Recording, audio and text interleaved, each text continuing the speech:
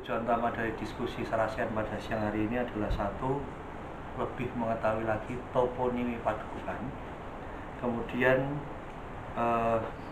pelestarian sejarah, pelestarian aset sejarah, kemudian menjadi pusat pengetahuan religi dan wisata spiritual. Jadi kita memang sengaja karena Jongge ini merupakan basis zaman perang Diponegoro di wilayah Melaten atau Jongge Raya. Makanya siang hari ini kita adakan Sarasihan dalam rangka mengawali 200 tahun Perang Jawa atau Perang Diponegoro. Ya, demikian.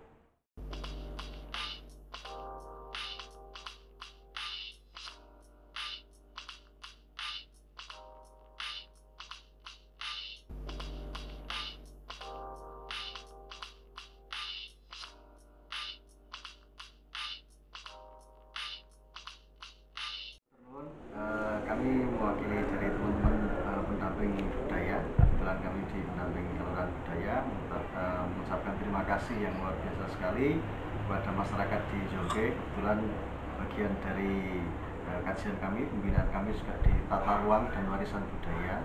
Kebetulan siang hari ini ada Sarasian sejarah tentang perang Diponegoro dan lain sebagainya di Kampung Jongge atau di Padepokan Jongge Sendangati Melati Sleman ini. Kami berharap juga ini akan jadi kekuatan literasi sejarah khususnya di daerah Jongge ini, karena kami berharap artefak-artefak inilah yang kemudian ke depan akan bisa menjadi karakter kita, menjadi penanda kita bahwa di setiap wilayah kita pasti punya potensi yang bisa kita angkat dan kita unggulkan.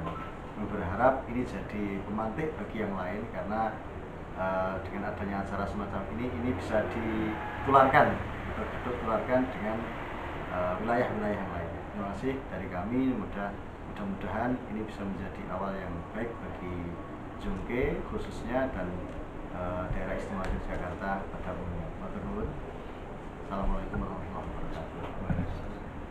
Terima kasih. Kami mewakili dari Dinas Kebudayaan Gundo Kabudayaan Kabupaten Sleman sangat mengapresiasi Sarasihan Perang Diponegoro yang ada di Jongge ini, karena sejalan dengan amanat dari Undang-Undang Nomor 5 Tahun 2017 tentang pemajuan ke objek kebudayaan tradisi lisan yang ada di Jongge yang sudah dirangkum oleh para peneliti ini cukup penting untuk didokumentasikan, menjadi salah satu sumber dari sejarah yang nanti mungkin akan dikaji untuk dimanfaatkan lebih lanjut.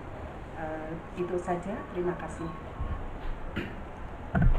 Datang ngarsanipun Bapak Ibu dan para peneliti budaya sejarah daripada asal usul Jongge. Ternyata ini sangatlah berarti bagi kami selaku warga masyarakat di Jongge ini, jadi tahu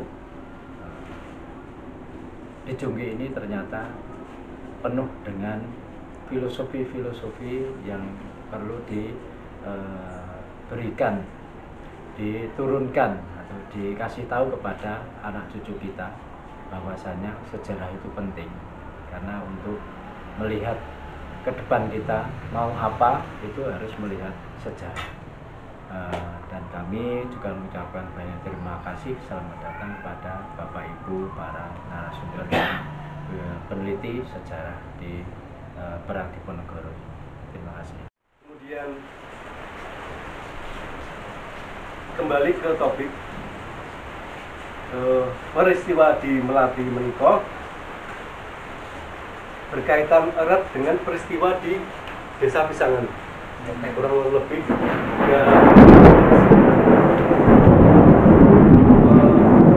peristiwanya terjadi tanggal 23 Juli 1825 atau 3 hari setelah Perang Jawa.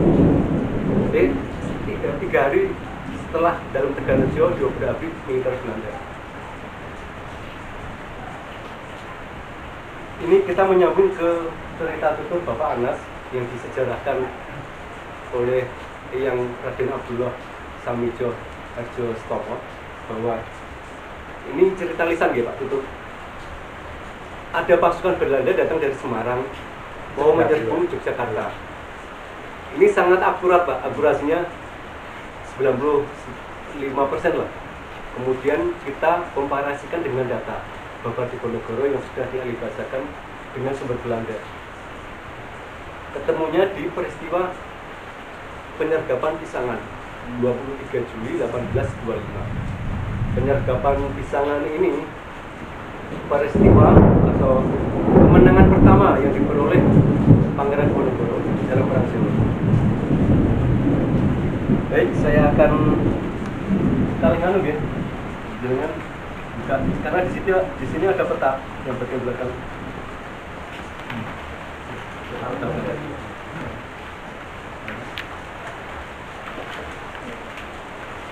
Dan saya agak belepotan karena demam. Dari cerita tutur Bapak Anas yang disejarahkan oleh leluhur beliau, kita menemukan peristiwa Pisangan yang terjadi pada tanggal 23 Juli 1825. Jadi memang benar bahwa Bapak Ibu ketika dalam Kedarojo Geografi Militer Belanda pada tanggal 20 Juli 1825, kemudian Residen Sumiter Belanda mengirim surat ke Residen Kedua ke Residen Surakarta untuk diteruskan ke Semarang. Dari Semarang disiapkan satu kompi pasukan kurang lebih setara 200 serdadu Belanda. Ini serdadu Eropa gitu, plus bantuan kavaleri, sedikit kavaleri. Mungkin totalnya 250 serdadu. Dikirim dari Semarang. Ada dua, kavaleri sama infanteri. Yang infanteri dipimpin Kapten Kumsius, yang kavaleri dipimpin Kolonel von Jet. Von Jet ini berkebangsaan Jerman, cuma yang berdinas di militer Hindia Belanda. Kemudian Kolonel von Jet membawa serdadu kavaleri dari Bawen menuju Surakarta. Pasukan Kapten Kumsius yang berjalan kaki dari Bawen menuju Kedu atau Magelang, karena Residen Kedu menitipkan sejumlah uang. Kalau di sumber Belanda disebutkan 28.600 gulden. Kalau dalam sumber Jawa Bapak Diponegoro disebutkan 50.000 gulden. Perbedaan nominal nilai ini tidak masalah. Kemudian ketika Kapten Kumsius sudah memasok logistik, menerima titipan uang dan logistik militer seluruh Mesiu, kemudian bergerak dari Kedu menuju Yogyakarta. Apesnya Bapak Ibu disergap di Pisangan. Pemimpinnya ditulis dalam Bapak Diponegoro Demang Mulyo Semiko. Semiko jelas Demang Pisangan saat itu. Dan Kiai Muhammad Arfa. Saya sudah bilang ke Mas Juno, saya meyakini bahwa milisi yang ada di Melaten Meniko juga ikut terlibat dalam penyergapan karena lokasinya dekat banget 3 km. Peristiwa Pisangan ini Bapak Ibu yang mengakibatkan Belanda menyetop bantuan, apapun bantuan yang melewati rute Semarang, Bawen, Magelang, Jogja, karena ini rute tengkorak, dianggap rute berbahaya, banyak penyergapan. Pasukan Belanda di Pisangan dihancurkan atau mengalami kekalahan. Kalau di Bapak Diponegoro ditulis 60 serdadu Belanda yang selamat di Jakarta, semuanya terlibat. Tapi kalau di sumber Belanda, saya koreksi, di sumber Belanda menyebutkan ada 60 serdadu yang selamat hingga Yogyakarta, termasuk Kapten Kumsius, dan seluruhnya terluka. Kalau kita melihat Bapak Diponegoro, hanya 15 serdadu Belanda yang selamat sampai ini enggak masalah perbedaan data. Kemudian Kapten Kumsius dan sisa-sisa serdadu yang datang dari Kedu tadi menuju Yogyakarta melaporkan pada Kolonel von Jet yang sudah sampai sebelumnya di Yogyakarta. Pada jam 10 pagi, tanggal 23, Kolonel von Jet mengirim detasemen kavaleri, kurang lebih 60-80 kavaleri kuda dari Jogja, menuju Pisangan sebenarnya tujuannya. Jumlahnya pada dipimpin oleh Letnan Dinadra. Di sini kita menemukan catatan laporan Letnan Dinadra ke Kolonel Pontiac bahwa pasukannya terdesak mundur 2 pal sebelum Pisangan. Ini artinya bahwa 2 pal kalau dikonversi dengan 1 pal itu satuan Belanda, itu ukuran jarak jauh. Kalau dikonversi setara dengan 1.507 meter. Jadi kalau 2 pal itu 3 kilometer. Dari di sana. Iya. Sampai sini ya. Jadi ini artinya bahwa detasemen Letnan Dinadra ketika bergerak dari Yogyakarta menuju Pisangan sudah dihadang di Melati Menito. Setelah dihadang, mereka mundur ke Yogyakarta. Nah ini kita bangun berdasarkan analisis ya Pak, dari cerita tutur dari data sumber jawab dan Belanda. Ini bisa dikembangkan lagi. Kemudian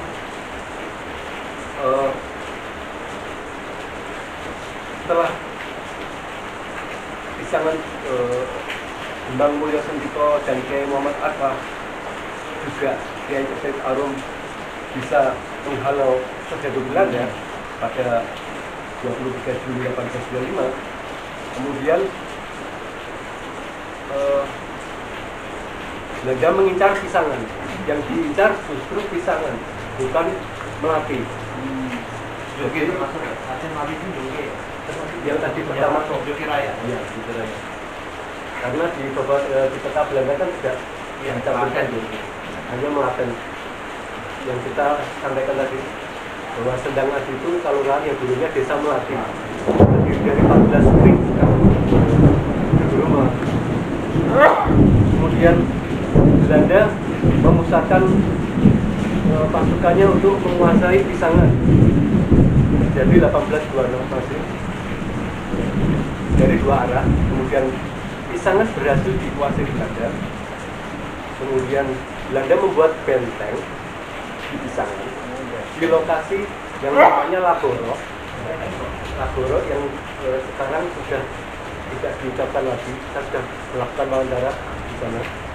Terakhir tahun 1960 Laboro masih disebutkan tulisan untuk menunjukkan suatu lokasi, tapi sekarang sudah hilang. Dikenalnya sebagai Kampung Bukisan, tapi sekarang benteng Belanda.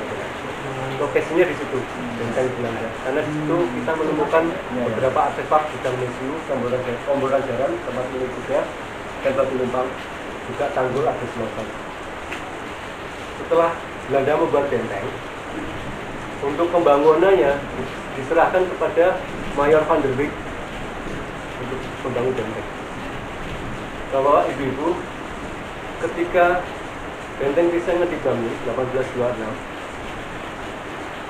Laskar Jawa baik yang di Melaten, yang ditempel di Banyu Urip Inggir, Banyu Urip Inggir, itu tetap ini menyerang benteng itu, karena kita mendapatkan informasi dari arsip Belanda selama proses pembangunan benteng pemberontak selalu menyerang, bahkan ketika benteng tersebut sudah jadi itu masih diserang. Jadi kolaborasi dari Candi diajarkan orang itu juga ikut menggempur benteng Pisangan. Dari Melaten saya menduga juga dari Melaten karena dekat. Kemudian dari Tempel, dari Banyu Urip tadi menyerang benteng Pisangan.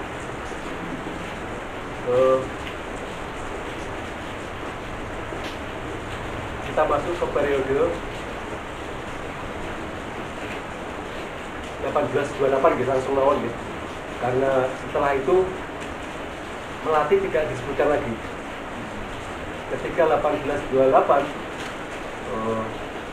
Belanda sudah menguasai medan perang karena sudah memperbarui peta mereka yang tadinya mengadopsi peta VOC.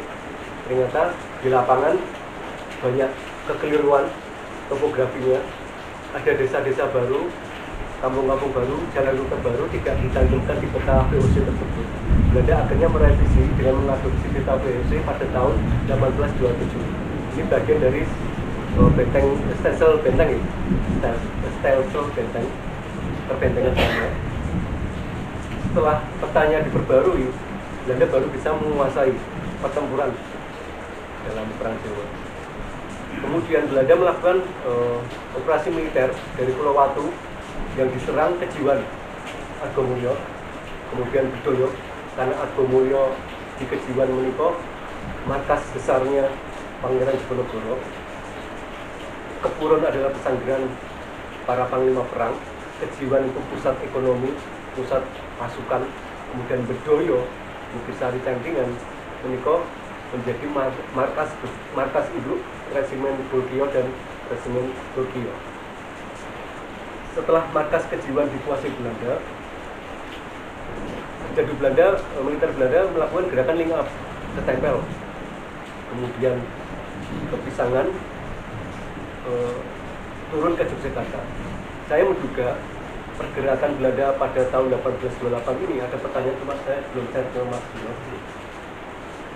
sempat menyerang Melati, Yongke, karena di buku kajiannya Profesor Saleh Asad Jamhari menika ada catatan tentang perbentengan, disebutkan bahwa benteng Melaten menika dibangun 1828. Kita menganalisa, ini artinya bahwa Melaten baru dikuasai Belanda 1828 sejak 1825.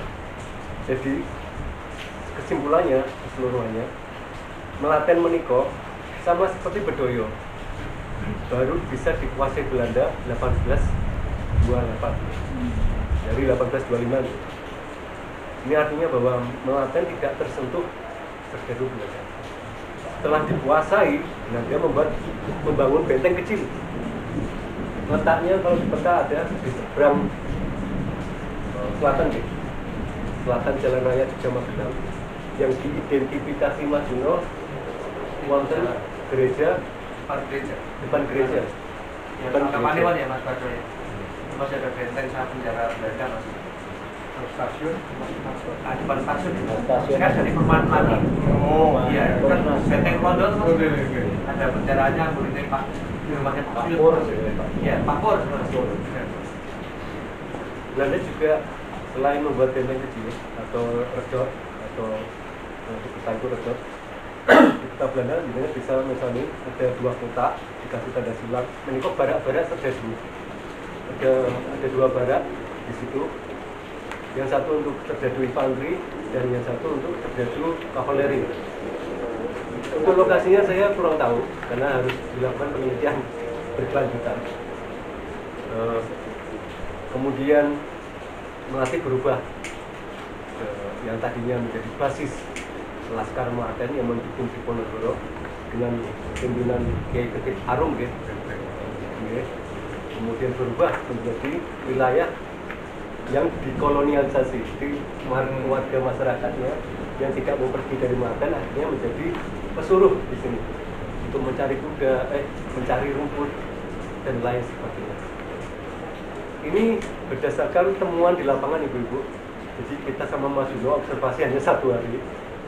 Kebetulan di rumah Om Juno menika ada koleksi batu komboran jaran, itu tempat minum kuda, sama batu lumpang, ada banyak sekali. Itu properti sebelum Melaten dikuasai Belanda, jadi sudah digunakan oleh rakyat kita di Melaten menika. Ada di sini beberapa artefaknya. Kemudian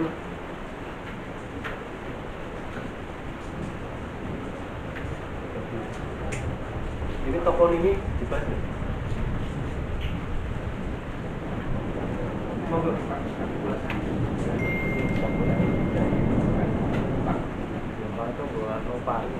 Jadi saya menambahkan Mas Yoga. Saya tambah lagi Mas Yoga. Jadi memang kalau Bapak Ibu sekalian membuka di halaman paling belakang itu ada makam nisan. Ya. yang paling besar dan Hutan Jungke Kidul ini. Ini makamnya Mbah Kiai Ketip Arum. Iya, posisinya di sini. Mbah Ketip Arum. Mbah Ketip Arum. Jadi beliau memang ulama Keraton Yogyakarta yang memimpin pasukan Diponegoro yang berada di Melaten. Melaten itu meliputi Melati Raya, Jungke Raya. Belanda belum menyebut Jungke, tapi hanya menyebut Melaten karena saya pinggir jalan di sini. Jadi pusatnya pasukan itu ada di Jungke. Ada di Jungke. Di Jungke. Nah, siapakah beliau Mbah Ketip Arum?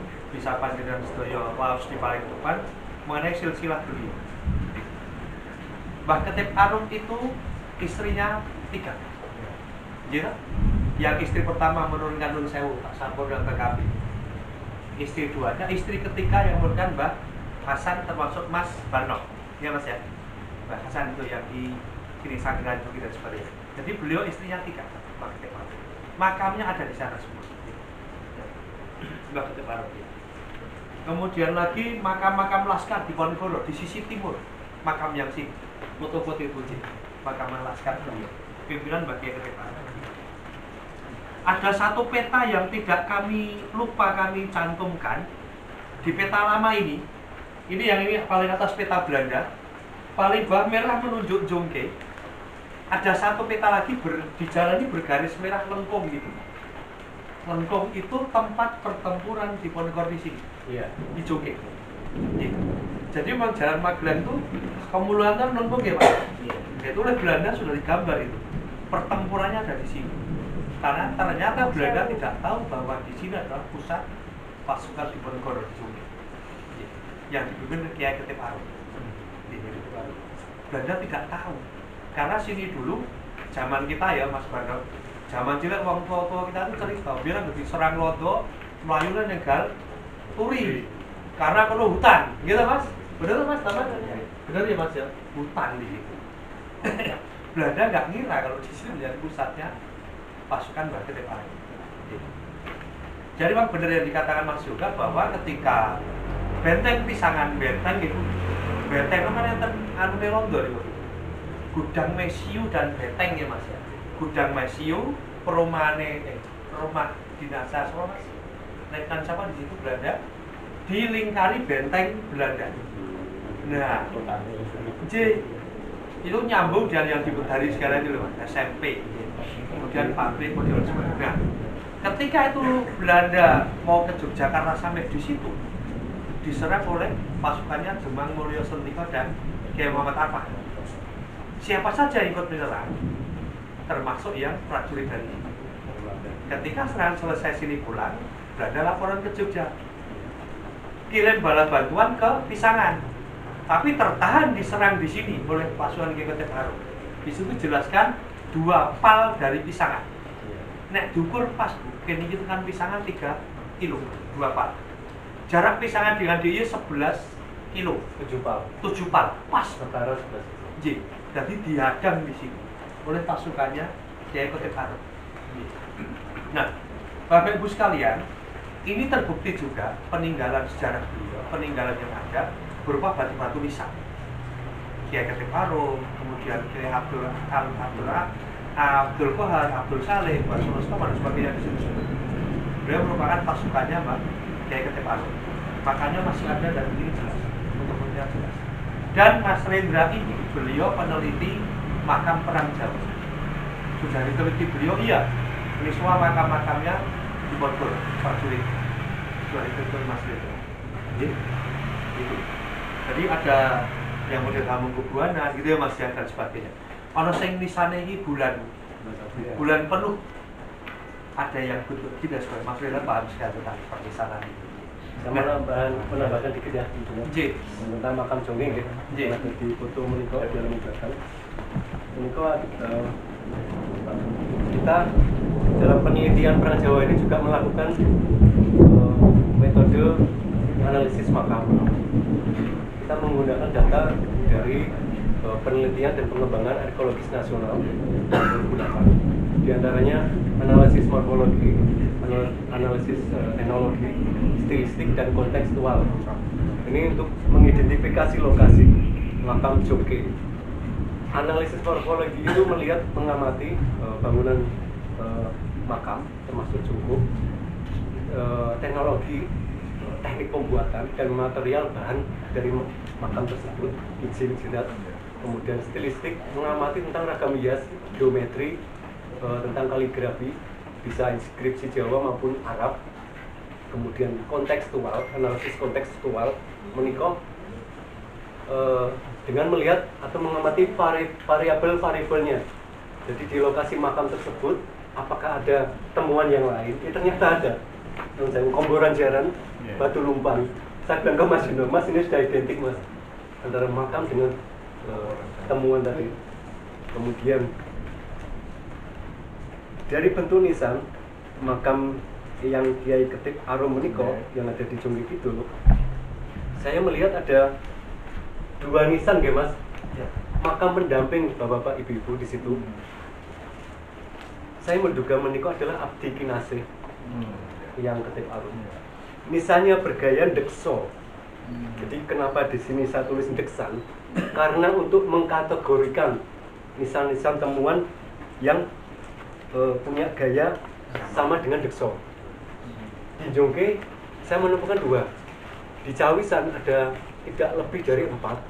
Kemudian di Sanggerahan, Jumeneng, Merian, Kasuran, paling banyak di Dekso sama Kalibawang. Ini artinya bahwa saya koreksi, yang makam di Jongke Meniko Ketip Arum sama dengan makam di Sanggerahan Caturharjo.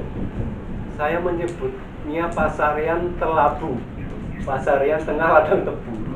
Di situ ada 3 makam, 1 makam Abdi Kinasih, gaya jirat nisan bangunan makamnya ini sama dengan Kiai Ketip Arum. Ini artinya bahwa yang di Sanggerahan itu tidak teridentifikasi Pak siapa beliau, tapi saya sangat meyakini dari metode analisis makam tadi dengan analisis kontekstual kita mencari data lokasi mana yang paling dekat dengan Sanggerahan Caturharjo di lokasi makam itu berada. Kemudian saya menemukan peristiwa di Jumeneng, pertempuran Jumeneng, 500 meter kurang lebih dari Jumeneng. Kemudian saya mengidentifikasi, sementara tidak berani memverifikasi gitu. Ada kemungkinan 4 makam yang di tengah Ladang Tebu Meniko bagian dari peristiwa pertempuran Jumeneng 1826, karena di situ sudah nggak ada ahli warisnya Pak. Dan saya meyakini tipologi bentuk nisan, bahu, badan, jirat izinnya ini itu era-era perang Diponegoro, era-era perang Jawa. Masih terpisah-pisah batuannya. Iya. Tergantung Pak D, tergantung status sosial. Meniko yang Ketip Arum Meniko punya kedudukan Meniko karena nyandi. Dia Mas nanti biar dijelaskan Mas. Kalau yang di Sanggerahan itu buatan nyandi hanya 1 trap, itu artinya masih di bawah Ketip Arum untuk kedudukannya. Tapi untuk modelnya sama persis, dan nisan pendamping yang di Sanggerahan sama persis yang di Kesan. Saya bilang ke Om Juno, Om ini sudah fix Meniko para penderek Pangeran Diponegoro, baik yang di Telabu, Sanggerahan maupun yang di Jongke. Mas Renda monggo. Sebentar maaf. Saya sama Mas Renda sama Mas Ali sudah berkolaborasi sejak 2023 untuk penelitian ini kami mandiri. Jadi kalau ada informasi kami sharing, diskusi, menganalisa. Mas Renda. Assalamualaikum warahmatullahi wabarakatuh. Waalaikumsalam. Ya, alhamdulillah saya secara latar belakang memang bukan sejarawan sama seperti Mas Yoga. Saya seniman pertunjukan, Mas Yoga perupa. Tapi alhamdulillah juga kami punya kerentak yang sama untuk meneliti perang Jawa. Nah, saya mengkhususkan penelitian ini di nisan. Jadi sejak beberapa waktu yang lalu saya keliling di beberapa tempat beberapa tempat yang saya kelilingi ini juga berdasarkan dari peta yang diarahkan oleh Mas Yoga, dari peta Belanda, juga beberapa data yang disampaikan Mas Yoga kepada saya. Saya sekedar cross check untuk melihat apakah di lokasi tersebut memang bisa ditemukan bukti sejarah yang sifatnya artefak atau benda yang bisa sampai hari ini masih bisa kita saksikan bersama. Terkhusus saya terkonsentrasi sebarannya adalah pada kesatria santri. Jadi kami menyebutnya Satrio Santri ini adalah untuk mempermudah proses pembacaan atas tanda-tanda, sebaran tanda-tanda yang ada di sekitar lokasi, baik itu berjarak 500 meter maupun 1 kilo. Nah, di makam di nisan era 1800-an, era Hamengkubuwanan ini punya ciri yang unik menurut saya, karena ini berbeda dengan era Sultan Agungan atau Hanyokrokusuman yang cirinya lebih variatif, motifnya lebih variatif. Kalau di era 1800-an ini cirinya cukup sederhana. Di sini berulang, kalau yang saya temui itu meskipun kodenya itu hampir sama, ini adopsi dari Demak Troloyo dari era yang sudah lampau itu beberapa ratus tahun sebelumnya. Ini eranya itu kalau misalnya penjenengan nanti di makam terus menemukan ada kode sandi namanya tumpal atau kita biasa menyebutnya namanya gunungan, tapi ini dalam pembacaan kode ini namanya tumpal, itu bentuknya segitiga. Nah, tumpal ini saya rasa ini khas berulang ya, dari era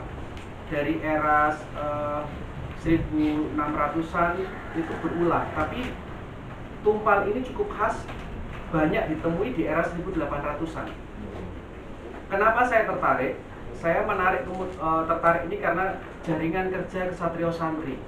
Kalau panjenengan ketemu nisan yang lambangnya wulan tumanggal atau bulan sabit, itu bisa dibaca dengan, kalau istilahnya Mas Yasir Arafat, beliau peneliti memang dari UIN Yogyakarta. Wulan tumanggal itu bisa beliau menyebutkan namanya Wolo Noto Manggolo, artinya al-wala wal baro. Jadi orang yang atau secara sederhana bisa diartikan bagaimana caranya seseorang pemimpin ulama itu melindungi marwah kaum muslimin. Ini biasanya disebut sebagai logo khas Turki Utsmani. Tapi kalau saya dengan beberapa peneliti itu lebih senang menyebutkan tentang konsep Ksatrio Santri. Saya menemukan data, memang dituliskan waktu itu pasukan Diponegoro mengirim secara intelijennya itu ke Aceh. Yang Aceh waktu itu memang mengadopsi dari pasukan perangnya Turki Utsmani. Nah, logo Wulan Tumanggal itu atau lambang Wulan Tumanggal itu menjadi satu penanda yang jelas bahwa beliau masuk dalam kategori ulama. Kalau nanti panjenengan menemukan logo nisan atau lambang di nisan itu motifnya adalah bulat penuh, itu artinya dia Purnomo Sidi. Purnomo Sidi ini punya garis keturunan Trah Keraton yang memang ulama keraton, dan darahnya itu masih darah istilahnya masih Trah Keraton gitu, darah ningrat. Jadi ulama yang Wulan Tumanggal berbeda dengan yang bulan penuh, yang Purnomo Sidi. Karena di makamnya, kalau saya tidak salah, Kiai Singoranu di daerah Pleret itu, karena beliau ulama keraton era Hanyokrokusuman, Sultan Agung, itu lambangnya Wulan Tumanggal di dalam Purnomo Sidi. Nanti ada Wulan Tumanggal, Purnomo Sidi kena tumpal. Nanti tumpal, kalau misalnya tumpal utuh itu era 1800-an. Tapi kalau tumpal ada ulo-ulonya, ada tengahannya itu saya menduga itu 1700-an, jadi lebih tua. Nah, saya menemukan satu data yang ini menarik karena ada jaringan ulama Nusantara, terlebih lagi jaringan Thoriko. Ini ada sekitar 3 atau 4 ya. Jadi Thoriko besar yang kemudian ini mendasari peperangan ini, yang nantinya kita muncul istilah Wulan Tumanggal sebagai ulama pelindung kaum muslimin, yang itu prakteknya mereka akan turun ke jadi perang, kemudian bergeser, sinambi perang, sinambi dakwah, sinambi membangun kekuatan. Jadi ketika perang besar muncul, tidak heran beberapa titik ini sudah menjadi basis-basis perlawanan yang seperti diceritakan Mas Yoga tadi. Karena dari susunannya nanti Mas Yoga mungkin bisa mengkoreksi. Turkio, Bulkio, Arkio, kemudian nanti ada Syekh, ada Dolah yang itu membawai sekian pasukan dari buruh, tani, itu dididik. Jadi konteksnya adalah ketika menemukan lambang Wulan Tumanggal atau Purnomo Sidi, itu jelas sekali bahwa beliau, menurut identifikasi kami, itu beliau ulama yang ada di tempat itu, sinambi dakwah, sinambi membangun kekuatan, karena ada jaringan keilmuan. Nah, inilah yang menyebabkan kita harus menjaga, saya menyarankan untuk menjaga nisan, terutama yang motifnya seperti itu. Meskipun tidak diketak, tidak bernama, karena jarang sekali kita menemukan inskripsi tulisan tentang nama. Tapi berdasarkan informasi lanjutan yang kita dapatkan dari peta Belanda ataupun arsip militer Belanda yang dibaca oleh Mas Yoga, itu memudahkan identifikasi bahwa di tempat itu kalau misalnya kita lihat jiratnya, nyandinya itu tinggi, berarti posisinya tinggi. Terus nanti kita baca, oh di sana ada nama Kiai Ketep Arung, berarti kemungkinan besar kalau tidak ada ahli warisnya, ini adalah Kiai Ketep Arung. Karena ada makam di Cawisan itu 3 yang bernama, 1 yang tidak, 3 yang disebutkan, 3 itu di dalam kotak batu di pagar, 1 tidak. Tapi nisan jiratnya itu, nyandinya itu lebih tinggi daripada 3 yang di kotak itu. Menurut tuturan lokal, teman-teman menemukan bahwa beliau mboten kersa disebutkan asmanipun gitu. Itu menurut saya kebudayaan Jawa. Akan tetapi menurut arsip yang ditemukan oleh Mas Yoga, kita menemukan 1 nama, Syekh istilahnya, yang bergelar Syekh. Kalau dulu Mas Yoga mengidentifikasi yang bulat ini kemungkinan ini masih, kalau kita sekarang mungkin menyebutnya, maaf kalau saya salah, kita menduga ini jalurnya Habaib, yang bulat penuh, yang Purnomo Sidi. Karena waktu itu juga ada namanya Kiai Samparwadi atau beberapa ulama dari Hadramaut, Mesir, dan sekitarnya itu yang ikut dalam peperangan di Perang Jawa. Artinya ini perang ini bercampur. Jadi ada latar belakang saya, memang saya potret khusus di wilayah santri. Mas Yoga memotret sejarah secara umum. Kurang lebih begitu Bapak Ibu sekalian. Dengan pangapunten jika ada salah, nanti mungkin kita bisa dialog lebih jauh. Matur nuwun sangat. Basic saya seni rupa. Jadi pada 2006 kurang lebih saya mulai memberanikan diri untuk masuk ke ranah tema sejarah. Saya sadar waktu itu tema sejarah dijauhi banyak pelukis karena tidak ada uangnya saat itu. Kemudian saya memberanikan diri, gimana ini? Karena data literasi di kita sendiri minim sekali. Kemudian masuklah Pak Peter Carey. Waktu itu saya baru sejak tahun 1995 saya memulai dengan mengclipping koran Kompas. Itu ada catatan artikelnya Gunawan Muhammad yang mengembangkan dari bukunya Pak Peter Carey tentang Gegerspe. Di situ saya tertarik. Kemudian 2006 saya mulai dengan mengumpulkan data, Pak. Data primer, buku-buku ke Kuitang, ke tempat Loa yang berbahasa Belanda saya koleksi. Kemudian singkat cerita, pengumpulan data ini berkelanjutan. Saya melakukan studi pustaka itu selama 4 tahun Pak, khusus Perang Jawa, tidak di luar itu. Khusus Perang Jawa, Perang Jawa dan pasca Perang Jawa ini hanya untuk penyeimbang materi yang bisa saya kembangkan menjadi kreativitas dalam 2 dimensi ya, lukisan nantinya. Setelah saya melakukan studi pustaka selama 4 tahun, 2010 saya melakukan observasi lapangan ke berbagai tempat di sebagian Klaten, seluruh DIY, minus Gunung Kidul. Bukan berarti Gunung Kidul tidak ada peristiwa ya, ada, cuma saya tidak melakukan ke sana, dan tempat yang lainnya. Kemudian karena basicnya seni rupa, jadi saya memakai metode penelitian dan pengembangan arkeologis nasional, bukunya tahun 2008. Itu saya pakai untuk metode makam ya, analisis makam, saya mempelajari itu semua.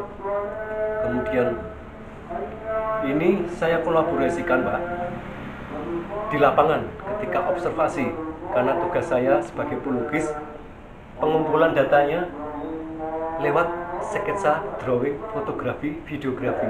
Itu sebenarnya yang kita kumpulkan untuk kita kembangkan di studio menjadi rekonstruksi peristiwa Perang Jawa.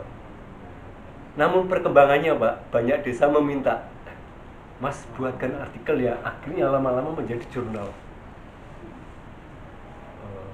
Kemudian sampai pada hari ini saya tetap menyusun jurnal.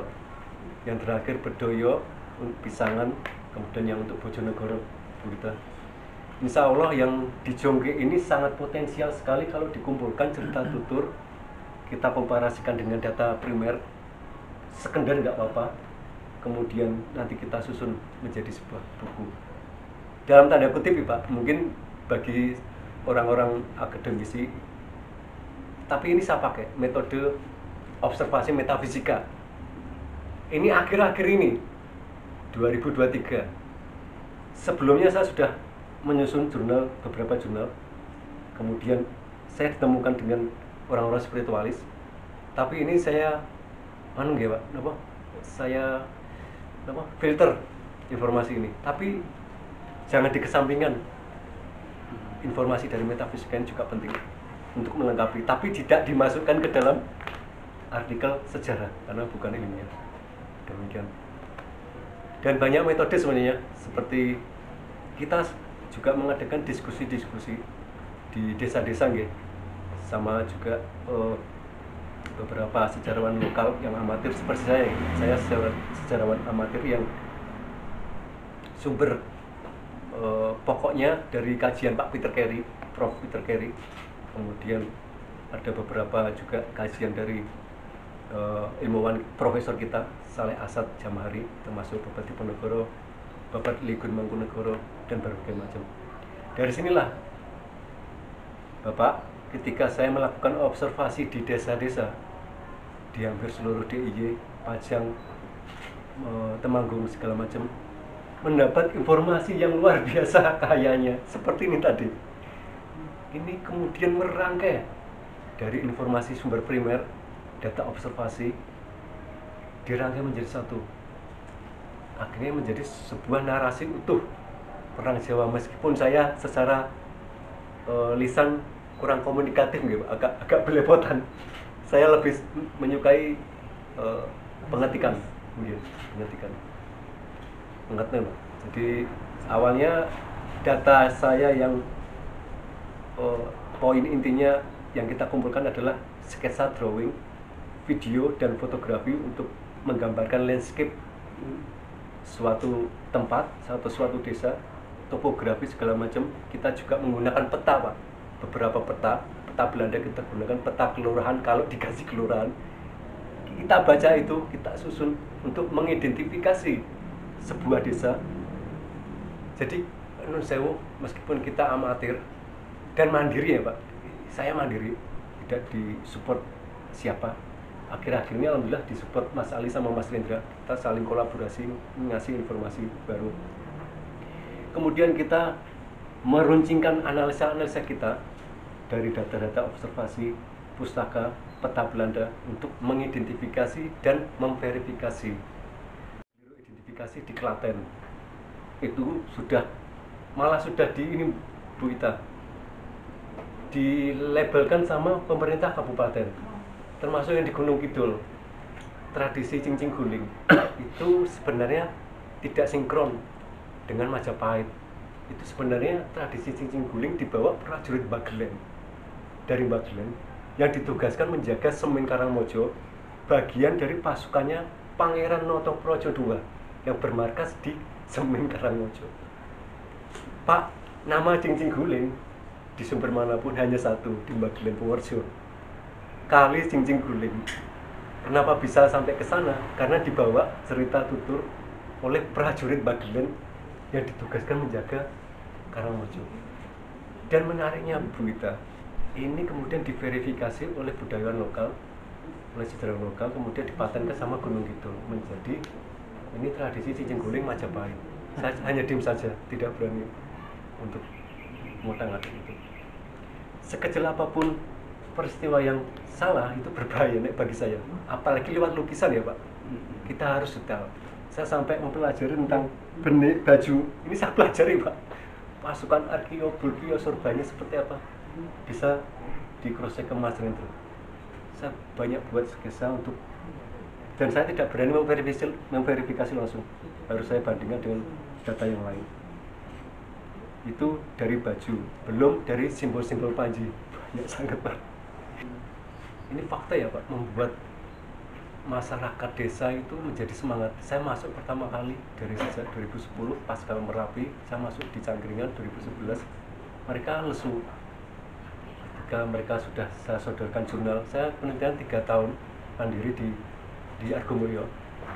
Jurnal saya serahkan. Mas iki estu toh Mas. Insya Allah nggih. Memang simbah-simbah kita menceritakan memang Pangeran Diponegoro pernah di sini. Akhirnya didampingi oleh Mas Ali pada 2018 ke atas menjadi berkembang. Bahkan dari jurnal bisa melahirkan naskah ketoprak, naskah drama, dan itu membuat warga Kaloran Argomulyo itu ya saya minta, saya harap nanti di Jogja juga demikian. Kan untuk prajurit bergodong ya, mereka setiap desa bertanya kepada Mas Ali tak sampaikan Mas Yoga ini pakainya seperti apa, sampai kita merekonstruksi pakaian untuk prajurit bergodong, pemain kesenian jatilan. Karena dimanapun tempat Pak, ketika sarasian atau diundang ngobrol-ngobrol, saya menyampaikan di semua desa bahwa jatilan ini produk kreativitas seni di periode Perang Jawa. Memang sengaja dibawa atau diciptakan koreografinya ketika perang oleh pasukan berkuda yang datang dari Mojonegari Timur. Saya menduga Madiun karena kuda-kudanya Jawa Timuran gede-gede. Itu di koreografi asumsi saya, analisa saya ketika musim hujan. Karena ketika musim hujan mesiu tidak basah, tidak bisa untuk dipakai. Jadi ketika serdadu Belanda mundur ke barat, Laskar Diponegoro ke perkemahan, mereka menghilangkan jenuh dengan menari jogetan. Salah satunya jadilan, jarane kesurupan, jarane ketitilan.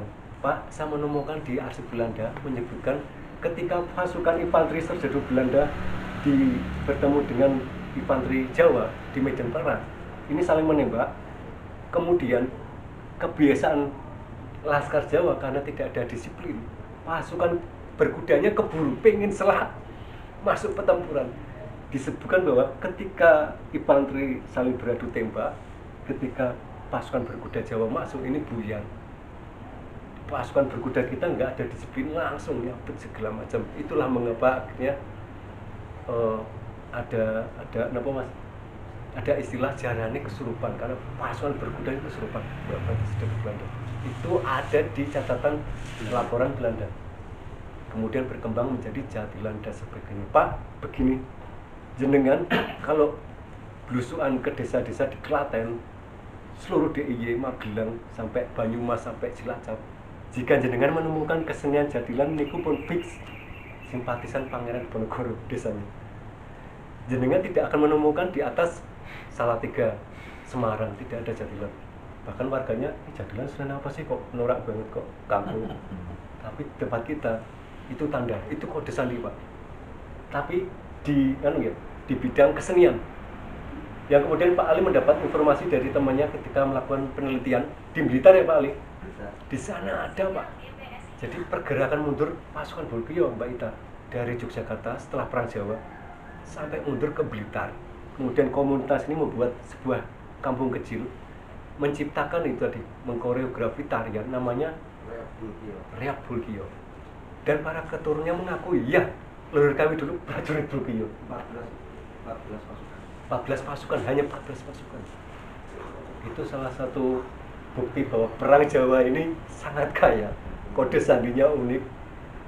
Kita berperang masih bisa menciptakan kesenian Jatilan, Riok Bulkiyo. Bahkan Pak disebutkan di Bapak Diponegoro ketika Pangeran Diponegoro ada di Dagen, salah seorang santrinya disuruh melawak. Ini menarik sekali. Seorang santri disuruh melawak. Ini artinya bahwa Perang Jawa tidak hanya melulu tentang fisik, pertempuran, strategi perang, tapi ada momen keseniannya di situ ditampilkan, pertunjukan. Demikian. Terima kasih Mas.